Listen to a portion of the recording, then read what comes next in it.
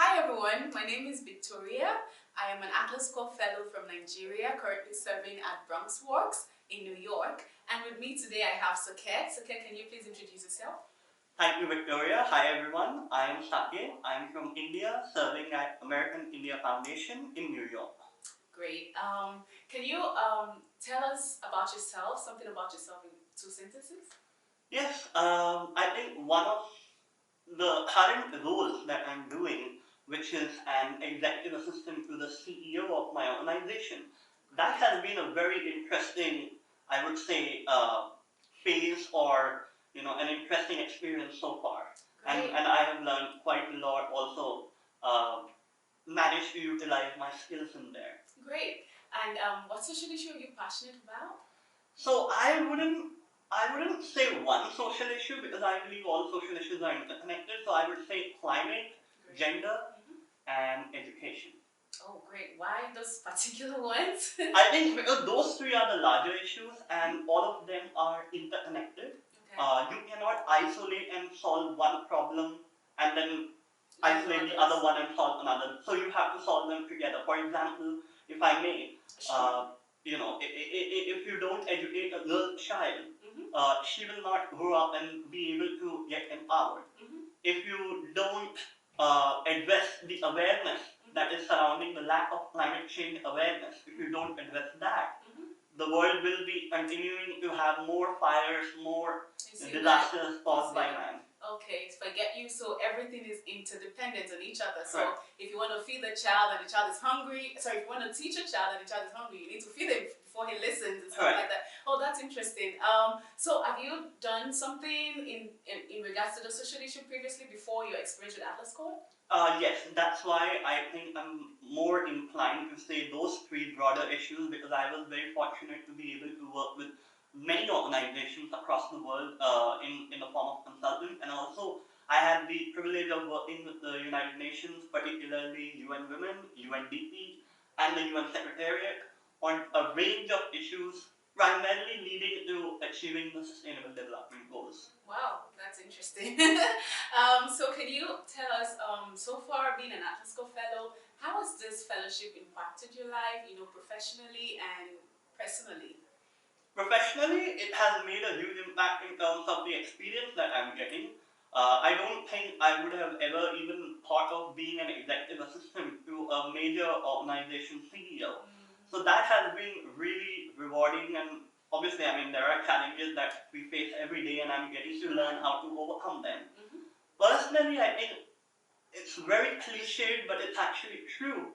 The diversity of friends that I have. I mean, I have, because of my previous roles with other organizations, I have met a lot of diverse people and have worked in diverse teams.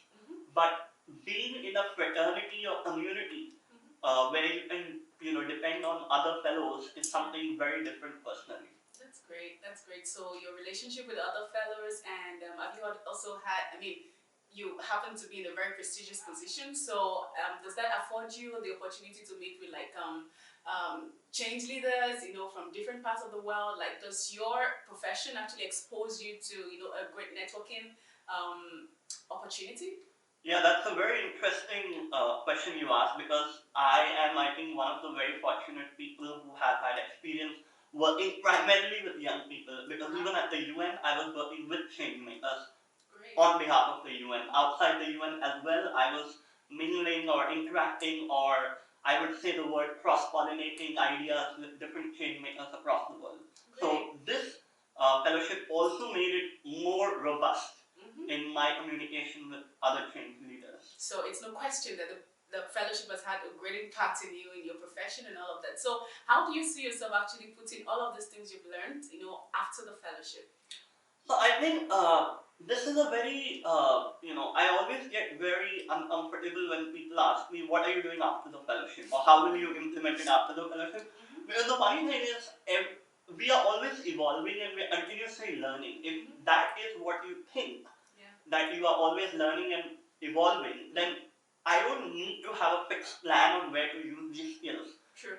These will automatically be used as and when required.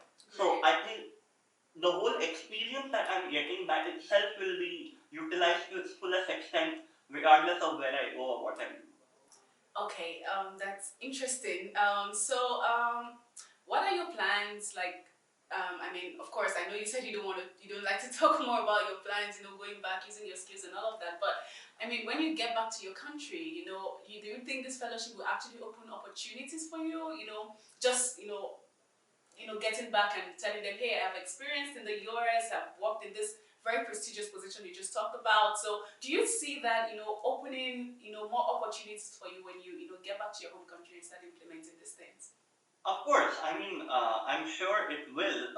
Not only because of the fact that I'm an Atlas Corps Fellow, but mainly, if I have to say, it's about the value that is added to the experiences I'm getting into my resume and translating it into some form of action.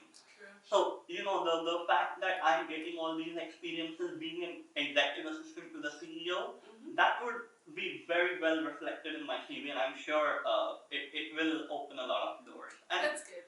Honestly speaking, we all are educated. We all are having a variety of experiences. I don't think finding a job should be that tough. You'll be surprised how tough it is in some countries. But well, talking about home countries, how has it been? Like, what do you miss the most about your? Actually, I don't, to be honest, because since a very long time, I've been traveling a lot. Oh, I see. So, I mean, I am somebody who loves traveling, and New York is a bowl of diversity itself. So, a lot of Indian food or Indian customs, Indian traditions, everything is a bit. I get to experience it in New York itself. So I don't really miss anything. I would say probably some of the food items can be quite cheap in India and they're very expensive in New York. So that's the only thing. Probably food is the only thing I miss. But other than that, if food was as cheap as it is in India, I would have not missed India at all. Oh, I see. Okay. So, what are some of the professional development opportunities you've seen? Not just within the fellowship, but being in the United States so far. Do you think there's a room for professional development, like attending conferences and trainings and all of that? Do you think I mean, this fellowship has afforded you the opportunity to actually be exposed to some of these things? Yes, I mean, besides the fact that we have something called as the Leadership Lab, the Global Leadership Lab, where we get trained on a host variety of issues and address certain type of concerns. I'm very fortunate to be having my office next to the UN in New York, so my access to the UN is still intact, and due to that, I can go as and when there are meetings, conferences, or whatever, whenever I'm called in for or whenever I'm invited. So professionally, that has been very, very helpful because I think I couldn't get more luckier than that. Okay, that's interesting. So, talking about having been exposed to a lot of professional development and all of that, but what would you say are some of professional challenges that you've encountered? Do you want to share any experiences or anything that could help anyone listening?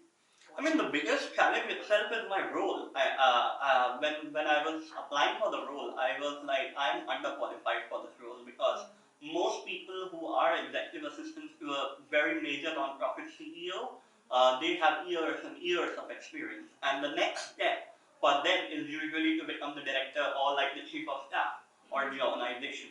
So a lot of people don't understand that an executive assistant is not an assistant.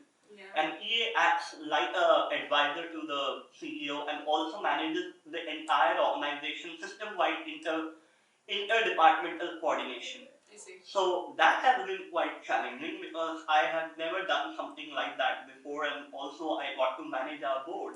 I was very fortunate to be given an additional responsibility of managing the board of directors of our organization. So that was challenging too. So I mean, the role itself is very challenging.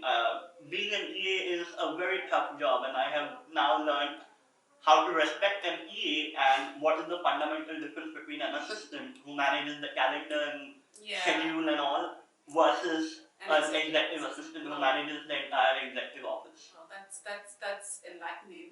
Okay, so what would be your advice to, fellows that are applying, to the fellowship? I mean, based on your experience so far in the United States and in the fellowship, what would you advise them, especially those coming, from your country or other parts of the world? What would be your greatest advice or keynotes to anyone who is planning on applying to this fellowship?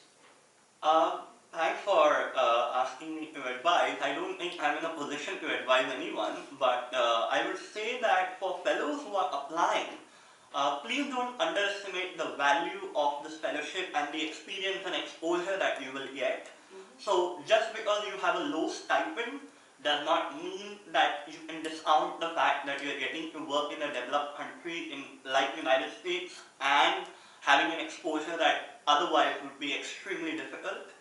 To the fellows who are already fellows, current fellows rather I would say, the current fellows, I would just tell them that, suggest rather, because they themselves are getting that kind of exposure, to keep an open mind and, don't hurt too much. Everything comes at a cost, and, make the most and the best out of this experience that you are getting. Oh, that's great. Make the most out of the experience you're getting, and I think that's a really good advice, even for fellows who are currently serving. So on that note, we're going to wrap up this discussion. Thank you so much for agreeing to do this. We really appreciate it. Thank you all for watching. Thank you, Victoria.